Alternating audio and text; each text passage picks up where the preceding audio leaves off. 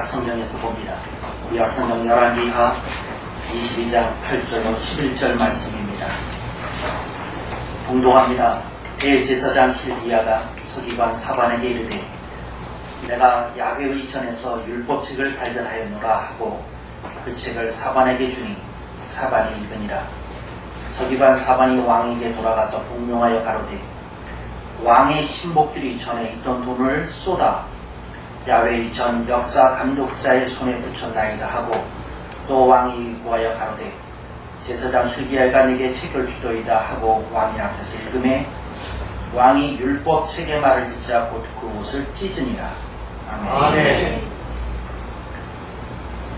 우리나라 문학사에서 중요한 위치를 차지하는 김동리 선생의 작품 가운데 본인이 해외로 번역이 될 작품 속에서 대표작으로 자인하는 사반의 십자가라고 하는 소설이 있습니다.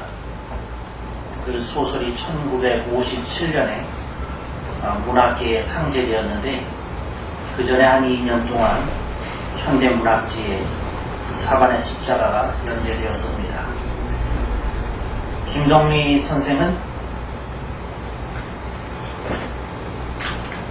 우리나라 문학에서 불교와 샤머니즘적인 어떤 토속적인 정치를 갖고 그 소설을 많이 지었는데 어린 시절은 기독교 영향 속에서 컸습니다.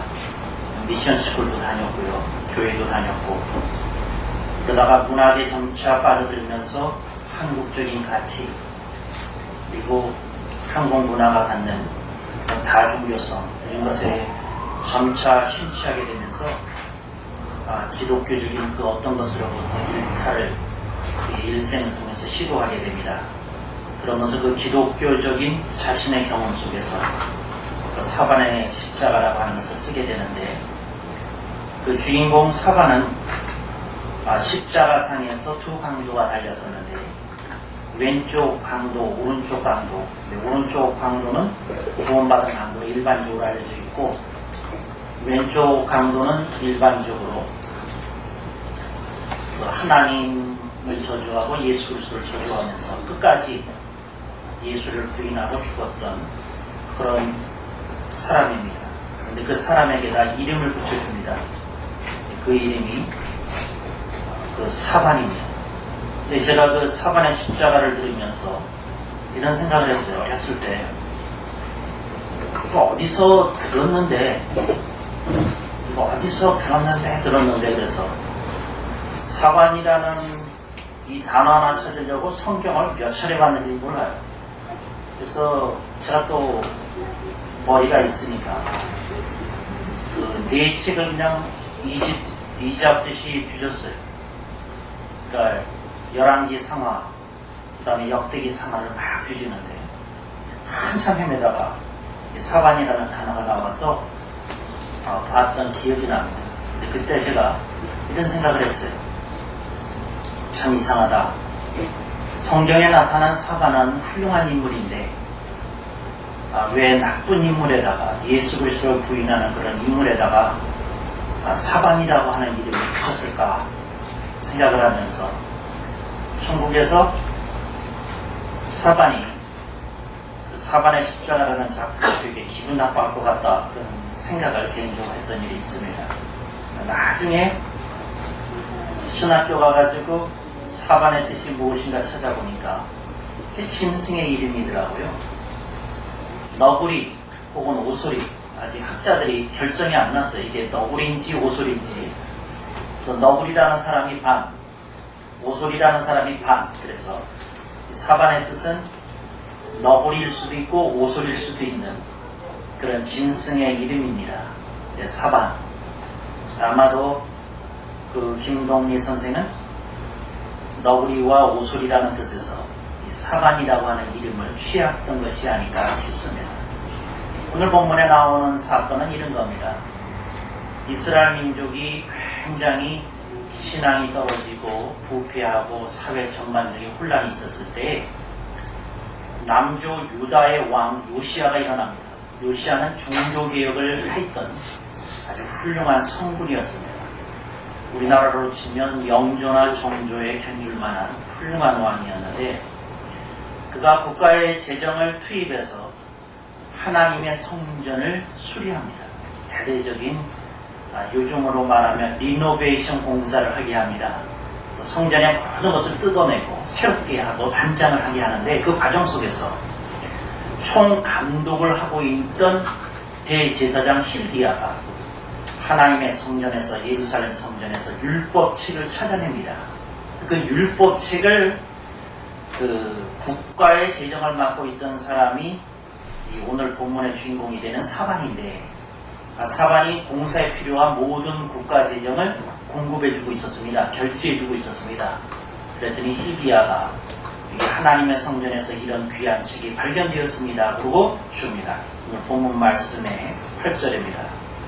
대제사장 힐기야가 서기관 사반에게 이르되 내가 야훼의 전에서 율법책을 발견하였노라 하고 그 책을 사반에게 주니 사반이 읽으니라. 사반이 그 책을 받고 받들어서 읽습니다.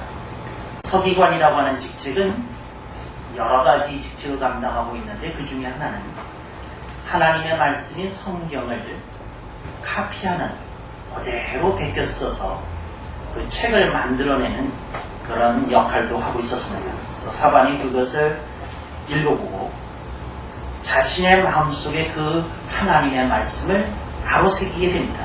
그래서 그것을 들고 가서 왕에게다가 요시야 왕에게다가 보고를 하면서 이런 책이 발견이 되었습니다. 그러고는 왕 앞에서 그걸 읽습니다. 읽었는데 놀라운 역사가 일어납니다. 11절 요시야 왕이 율법책의 말씀을 듣자 곧 그 옷을 찢습니다. 옷을 찢는다고 하는 행위는 회개한다고 하는 외형적인 표현입니다. 그래서 그 유다 사람들은 전부 다 회개할 일이 깨달아졌을 때 자기 옷을 찢었습니다.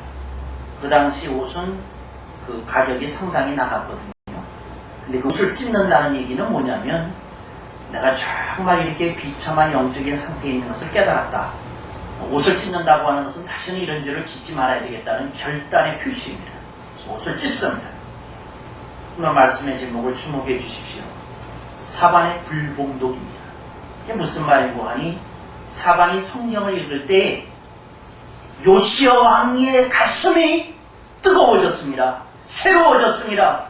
하나님의 말씀 속에서 자신의 상태를 보고 회개할 거리를 찾아냈습니다. 전 본문 말씀을 읽으면서 늘 사반에게 도전을 받습니다. 누구는 성경을 읽기만 해도 사람들이 은혜를 받는데 나는 미니스리즈에서 1시간씩 불을 표현해도 꽉딱 없는 사람들이 있거든요. 사반의 불봉도 얼마나 신실한 하나님의 사람이었으면 하나님의 말씀 성경을 읽기만 해도 사람들이 감동을 받고 하나님의 말씀처럼 그것을 가슴에 새길 수 있었겠는가 하는 것을 생각해 보게 됩니다. 오늘 말씀에 대해서 저는 여러분에게 이런 도전을 드리고 싶습니다. 사반의 불봉도 그대는 성경을 어떻게 읽습니까? 그대가 성경을 읽으면 다른 사람의 마음이 뜨거워집니까? 새로워집니까? 아니 다른 사람 안 두고 성경을 읽는 그대의 가슴이 뜨거워집니까? 새로워집니까? 그럼 묻고 싶습니다. 여러분들이 성경을 읽을 때 어떤 역사가 일어납니까? 여러분이 성경 읽는 말씀을 듣고 다른 사람에게 어떤 역사가 일어납니까? 한번 생각해 보실 수 있기를 바랍니다. 저는 이 사반에 대해서 생각하면서 이런 생각을 했어요. 그렇다. 누가 읽는지가 중요하겠다 하는 생각입니다. 여러분 하나님의 성경책을 아무나 읽는다고 요시야 왕이 옷을 찢었을까요? 아닙니다. 사반이 읽었기에 감동의 역사가 일어났고 사반이 읽었기에 느낌이 전달됐고 하나님의 말씀이 살아있는 하나님의 말씀으로 가슴에 와 부딪혔던 겁니다. 누가 읽는지가 중요합니다. 누가 전하는지가 중요합니다. 누가 증거하는지가 중요합니다. 사반은 그게 됐다는 거죠. 무엇을 보여줍니까? 사반이라고 하는 사람의 영적인 깊이를 보여줍니다. 오늘 우리들이 갖고 있는 영적인 깊이는 어떤 것입니까? 우리들이 갖고 있는 것은 무엇인지 생각해 보실 수 있기를 바랍니다. 여러분, 그 문화에 대해서 얘기를 할 때 학자들이 문화를 두 가지로 나누어서 얘기합니다. 하나는 고급 문화, 하나는 저급 문화. 그래서 저급 문화라는 말을 사람들이 듣기 싫어하니까 이 저급 문화라는 말을 요즘은 안 쓰고 순화시킨 용어를 가지고 사용합니다. 대중문화, 대중문화와 고급 문화 이렇게 나눕니다.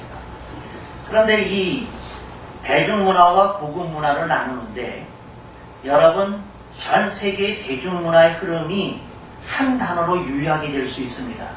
그걸 아십니까? 여러분들이 현대문화를 생각할 때 그것이 젊은이든 그것이 중년의 사람이든 노인들이든 간에 현대문화에 다 젖어 물들고 있는데 현대문화의 특징이 한마디로 말하면 무엇인지 아십니까?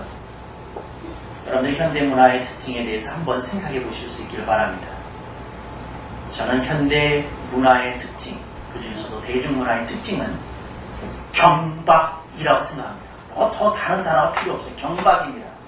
그게 무슨 말이고 하니 하고 싶은 대로 하라는 겁니다.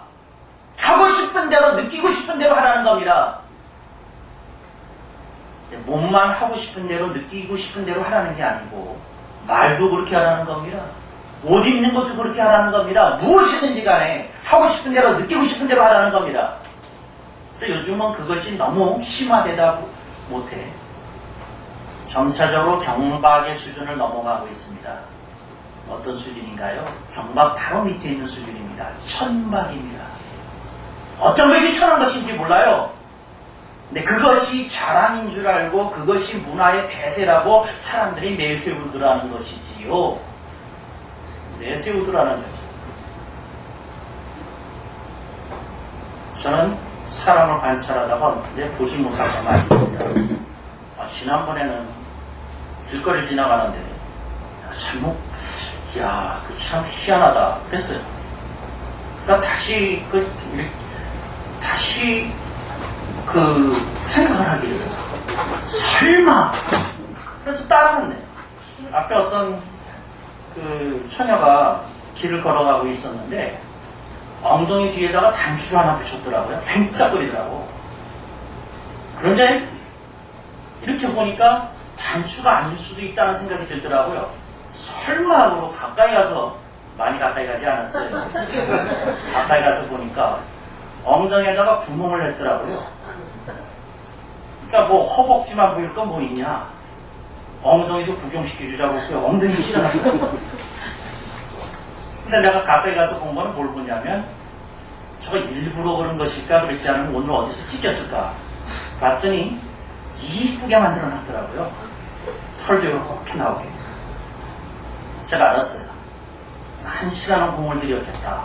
이 구멍을 만들어놨고 경박하다 못해 천박한 일이 요즘 사람들의 가슴을 다 치우고 있습니다.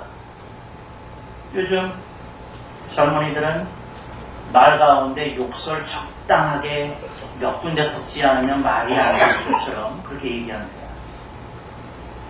요즘 왠지 모르게 가끔씩은 거칠게 표현해 주는 것이 젊음의 열정이고 특권인 것처럼 그렇게 생각하는 사람들이 많이 있습니다. 여러분, 영성의 깊이라고 하는 것 무슨 뜻입니까? 영성의 깊이라고 하는 것은 이런 뜻입니다. 내가 왜 사나? 내가 왜 여기 있나? 내 인생이 앞으로 어디 가나? 그런 것들에 대해서 내가 침잠하여 깊이 가라앉아서 자신을 성찰하면서 자신이 가야 될 길에 대해서 생각하는 사람에게 나타나는 것이 영성의 깊이입니다.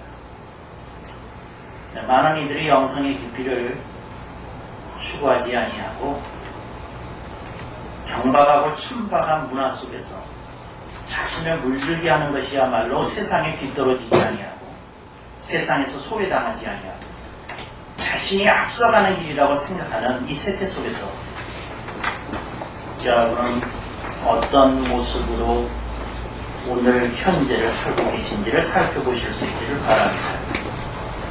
사바는 서기관이었다고 제가 말씀을 드렸고 국가의 재정을 담당하는 자였고 정치적인 실력자였습니다. 왕이 비밀을 털어놓고 의논할 수 있는 수준의 그 학덕을 가진 사람이었습니다. 그럼에도 불구하고 그는 자신의 그 깊이를 생각하면서 하나님 말씀 하나하나에 자기의 인생을 비춰보면서 자신을 그 자리에서 낮춥니다. 하나님의 말씀이 나한테 요구하는 것과 내가 오늘 서 있는 모습과 그 사이에서 고민을 하면서 인생을 살아갑니다.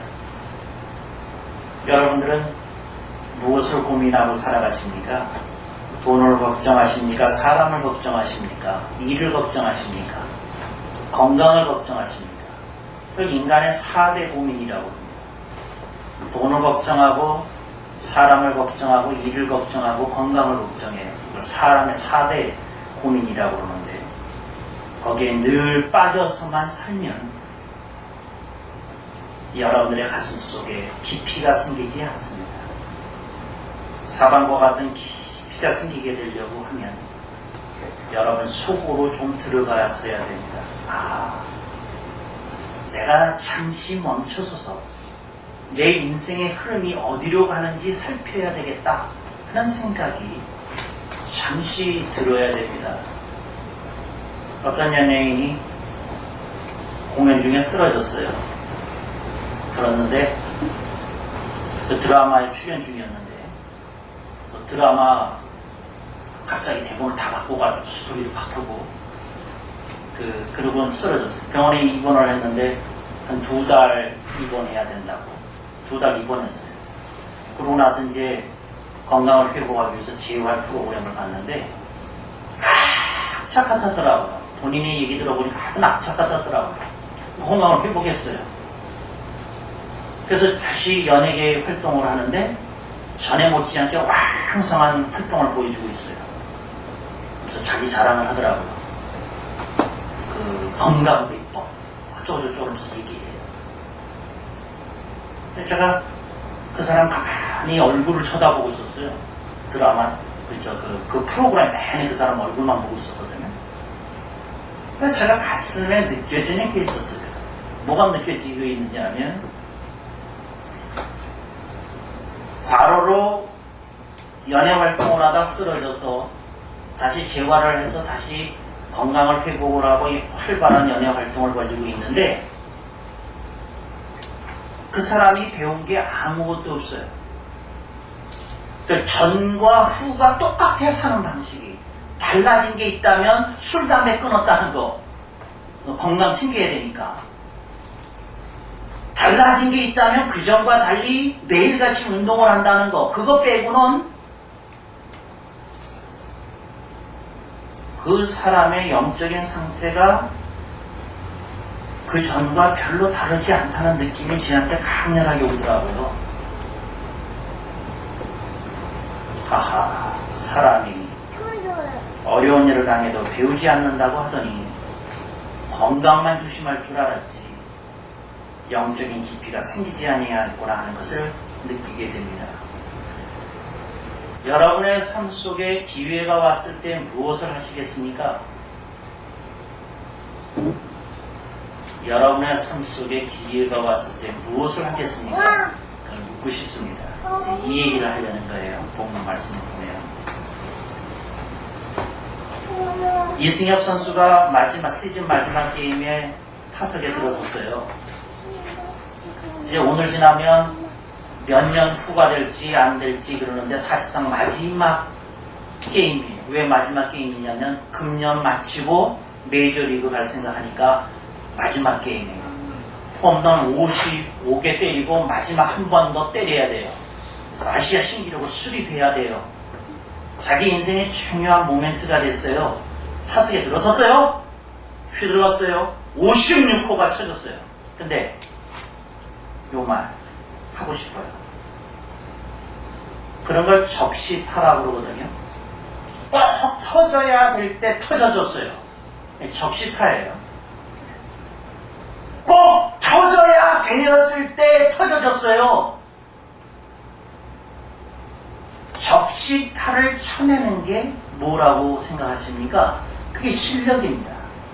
중요한 얘기 하겠습니다. 11절. 10절, 11절.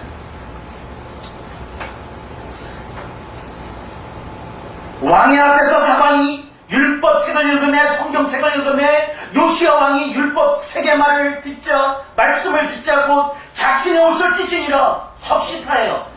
때려야 될 때 때렸어요. 때려야 될 때. 왕이 회개해야 될 시점에 그가 성경을 들을 때 홈런 쳤어요. 홈런 제 56호가 열왕기하 22장 11절에 있어요. 이게 홈런이에요. 그 자리에 터져야 될 제 56호 한 방에 터져줬어요. 그때 터져야 돼요. 터져야 돼요. 여러분 집안에 여러분이 꼭 구원시켜야 될 여러분의 부모나 형제나 친척이 있을 수 있을 거예요. 그 홈런이 한 방 터져줘야 돼요. 그 홈런이 이 적시타가 나와야 돼요. 그게 실력, 그게 실력이에요. 근데 아무리 휘둘러도 홈런이 안 돼. 그 영혼이 구원을 못 받아. 사랑하는 그대여, 그게 그대의 영적인 실력입니다. 사바는 적시타 쳐야 될 때 쳤어요. 이게 실력이에요. 여러분들이 영적으로 적시타를 쳐내려는 삶인지 아닌지를 생각해 볼 수 있어야 돼요. 근데 어떻게 이런 사람이 그렇게 될 수 있었느냐? 성경을 잘 읽어야죠. 8절. 대제사장 hil기야가 서기관 사반에게 이르되, 성전 수리를 총감독하고 있던 대제사장 hil기야가 국가 재정을 관할하며 건축 진행의 결제를 맡고 있던 왕의 서기관 사반에게 이르되, 내가 하나님의 전에서 율법책을 발견하노라 하고 그 책을 사반에게 주니, 그 다음 말해 줄 주십시오. 언더라인. 사반이 읽으니라. 사반이 왕한테 그냥 간 게 아니라 읽었어요. 그냥 읽었어요. 8절에 한 절, 10절에 한 절이에요. 무슨 얘기 하려는지 아직도 감이 안 가십니까? 이게 무슨 말이냐면, 미국의 전설적인 타자 조 디마지오가 있어요. 뉴욕의 양키스. 근데 그 조 디마지오가 이런 얘기를 했어요. 그게 뭐냐면, 한 번의 안타 뒤에는, 자기가 때리는 한 번의 안타 뒤에는 1000번의 방망이 휘두름이 있었다는 거예요. 1000번에. 그게 무슨 말이냐면, 밤중에 자기가 1000번 휘둘렀다는 거예요. 1000번. 한 번에 안타를 때리려고. 적시타 아무나 까나? 8절. 그 책을 사반에게 주니 사반이 읽으니라. 읽었어요. 연습했어요. 훈련받았어요. 준비했어요. 적시타를 치는 인생은 사전에 구비가 된 인생이에요. 사전에 구비가 된 인생이에요. 저는 개인적으로 이 말을 믿지 않습니다. 실패한 사람이 성공하는 거 저는 믿지 않습니다. 성공해 있는 사람이 성공해요. 성공이 구비되어 있는 사람이 성공하는 거예요. 행복이 구비되어 있는 사람이 행복하는 거예요. 8절에 그 말씀을 기억하십시오. 사반이 읽었어요. 구비했어요. 미리 대비했어요. 갖추었어요. 그러니까 왕 앞에 가서 읽을 때 역사가 일어난 거예요.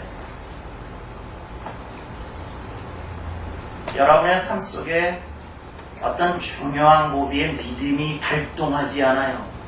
왜 발동하지 않는지 아십니까? 1000번의 문부림이 없었기 때문에 그래요. 1000번의 휘두름이 없었기 때문에 그래요. 그냥 타석에 들어섰다고요. 그랬더니 앞불사 평생 처음 보는 어시시 들어올 줄 누가 알았겠어요. 공이 들어오다 갑자기 위로 올라가는 공이 들어올 줄 누가 알았겠어. 턱 빠지는 줄 알았지.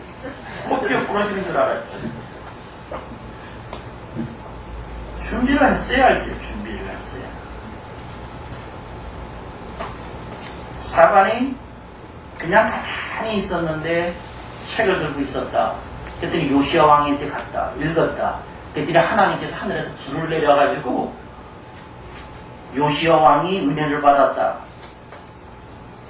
말도 안 되는 수준으로 성경을 읽는 사람들이 많아요. 부모 말씀을 주의 깊게 보십시오. 자, 읽었어요. 성경에는 한 번 읽었다고 되어 있지만 한 번 읽고 가서 그 감동이 흘러나오겠습니까? 여러분의 인생 속에서 여러분이 그걸 꼭 기억하십시오. 이미 성공한 사람이 성공하는 겁니다. 이미 행복한 사람이 행복해지는 겁니다. 이미 구비한 사람이 열매를 따먹는 겁니다. 사반이 그런 사람이었다는 거 꼭 기억하실 수 있기를 바랍니다. 사반이 어찌 그럴 수 있었을까요? 권력보다도 더 귀한 분을 알고 있었어요. 더 강하신 분을 알고 있었어요. 하나님을 알고 있었어요. 그는 무엇보다도 더 귀한 것을 소중히 여겼어요. 그러니까 서기관을 하죠. 서기관을 하죠. 서기관을 하죠. 하나님의 말씀을 베꼈으면 서기관을 하죠. 서기관을 하죠. 여러분은 인생 속에서 기회가 안 온다고 생각하십니까? 그러지 않으면 기회는 왔는데 내가 준비가 안 돼서 인생의 타석에서 홈런 한 방에 안 나온다고 생각하십니까? 둘 중에 하나입니다.